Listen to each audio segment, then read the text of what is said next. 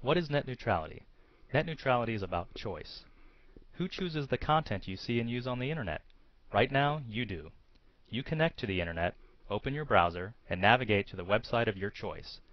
Net neutrality makes this possible because it prevents your internet provider from blocking access to those websites.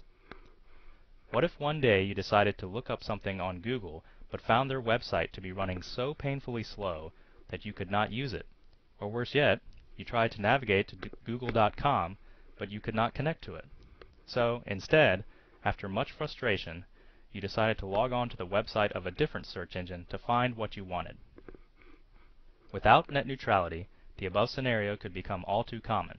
Your network provider, the company that operates your physical connections to the internet, might decide to degrade your access to a website like Google or block access entirely.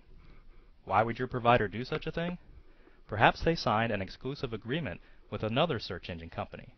It would then be in the provider's best interest to divert you to that other company's service.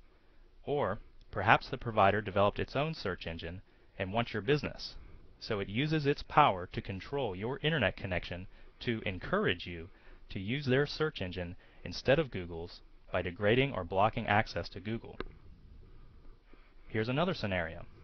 Say you want to use Vonage for your phone service. One day, out of the blue, perhaps the Vonage service seems weak or filled with static, or perhaps it doesn't work at all.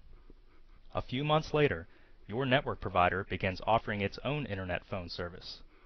Was Vonage really that bad, or did your network provider have something to do with it? Voice is just one application that runs over the internet. ISPs are getting into the video content provider business, so they'll soon be competing with other video providers on the net too. If your ISP has a financial interest in one provider's content, your ISP has the incentive to degrade your access to any other provider's content. Scenarios like these are not only possible, they've already happened. They will continue to happen as long as basic net neutrality principles are not enforceable.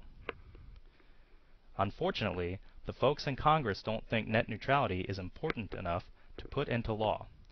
If you care about surfing wherever you want to on the internet, it's a good time to tell your member of Congress to enforce net neutrality.